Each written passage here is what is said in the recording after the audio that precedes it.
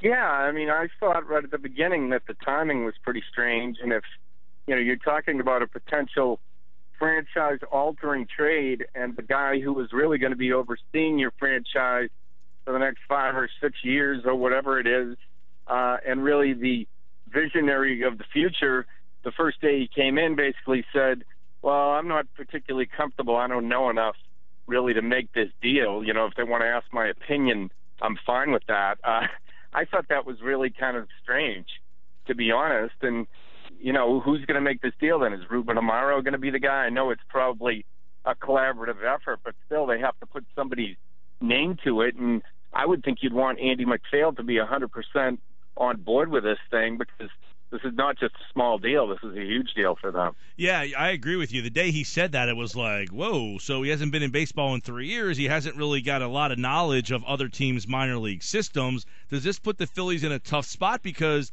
wouldn't now be the best time to trade Hamels with the free agent class next year? Yeah, I'm sure it would be.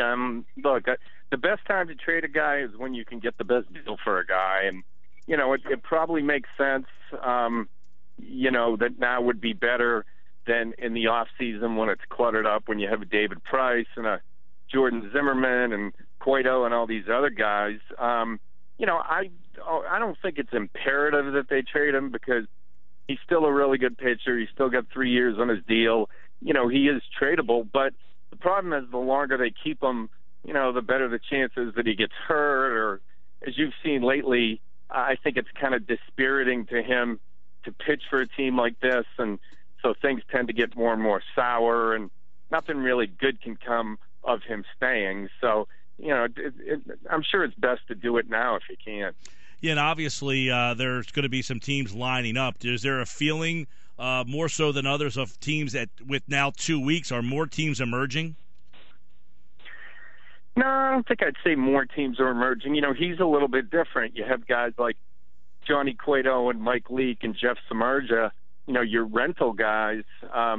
It seems like those are the guys that Houston and Toronto and teams like that are focusing on. As far as Hamels, you need teams with a longer horizon willing to pick up that kind of money. And then I think you get into sort of the Dodgers, Yankees, Red Sox territory, those kinds of teams. So I think those are kind of two distinct markets.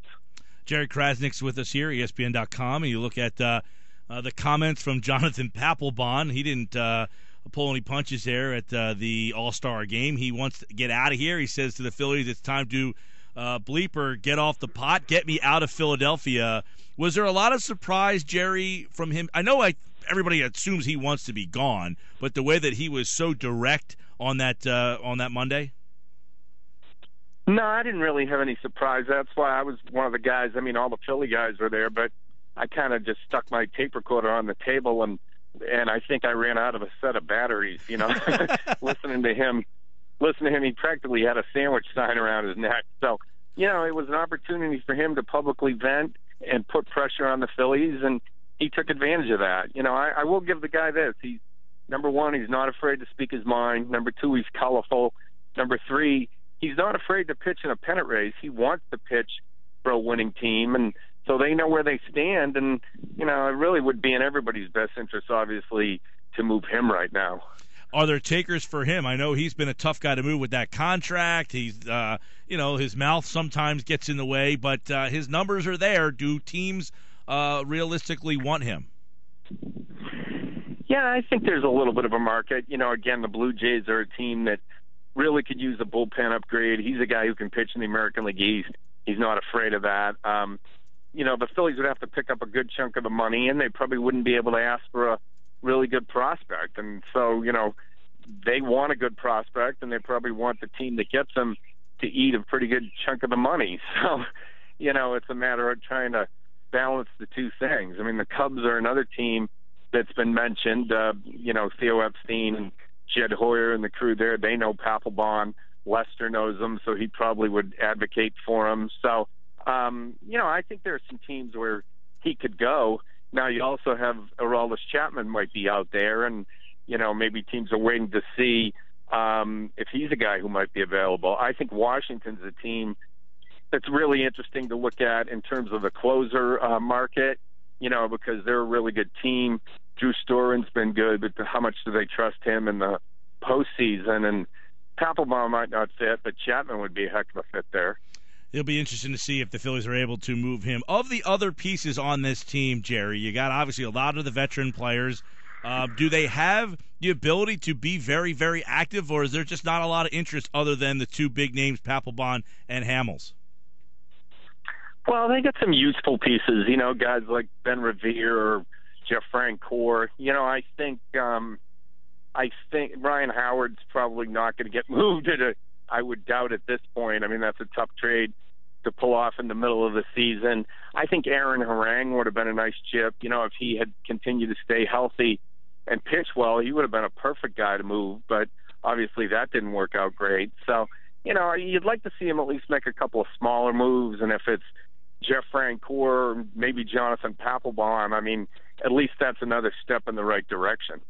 Yeah, and obviously the muddled waters with the front office situation in Philadelphia, I guess, is another thing. The who's going to be pulling the strings on some of these trades. Is there any feeling from other teams on who's really in charge right now in Philadelphia?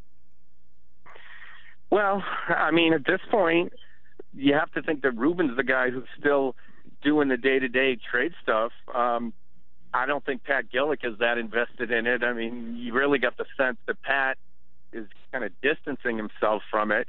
Ruben has the same advisors and the same scouting people, that they've had, Charlie Kerfeld and Gordon Lakey. I mean, they have a pretty talented, group of guys who've been there for a long time, so I'm sure they're giving a lot of input.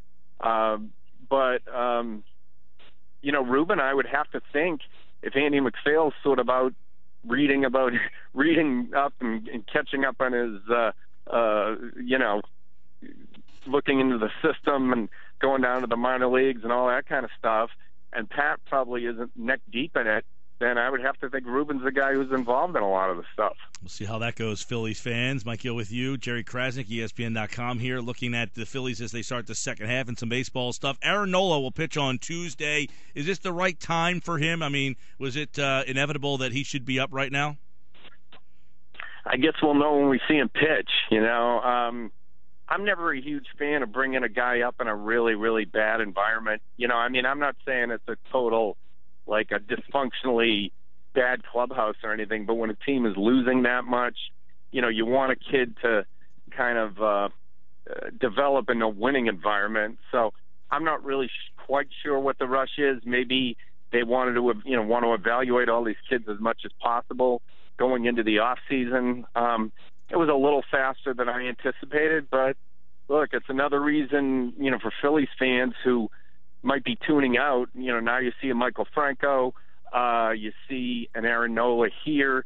J.P. Crawford, I believe, was Keith Law's number 2 prospect in baseball a couple days ago. So you're starting to see a few small pieces, good pieces, but small in the overall scheme of things. Obviously they have a lot of holes to fill, but that's another reason for Phillies fans to come out and, if Adam Morgan can pitch well and Nola can pitch well, all of a sudden you start to see the pieces of a rebuild. Yeah, and that's one of the things we talked about earlier is at least now there are some young guys that you can evaluate at the big league level. Jerry Crasnick with us. One of the pieces that you wrote about is the Astros, and I'll ask, Hamels, I guess, can block a trade to the Astros. Is one of the reasons why is he's not sure that team is ready to be a consistent winner? Is this a team that kind of got here a little earlier than they anticipated? Yeah, those things are strategic sometimes. I think sometimes you put teams on or don't put them on based on whether you think they actually would be teams that would even make a run at you.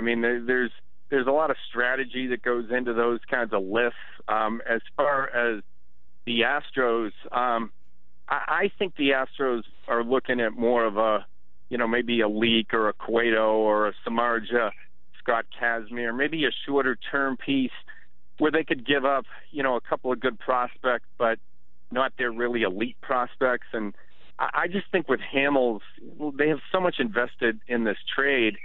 You need to get their best prospect or two. You need to really try to get somebody, you don't want to be getting number 8 and 10 Baseball America prospects. So that's why I'm wondering if Hamels really fits, just because I don't know that the Astros are quite willing to go all in and dig that deep into their farm system. All right, Jerry Crasnick, as the second half of the baseball season starts tonight, Adam Morgan against Jose Fernandez, Phillies and Marlins at Citizens Bank Park. And, of course, a lot of different storylines as we get ready. The trade deadline just 2 weeks from now. And for more, check out Jerry Crasnick on Twitter. And, of course, he is at J. Crasnick. And, Jerry, we always appreciate a couple minutes coming out of the All-Star break. I know it was a busy time for you guys. Sure, thanks a lot.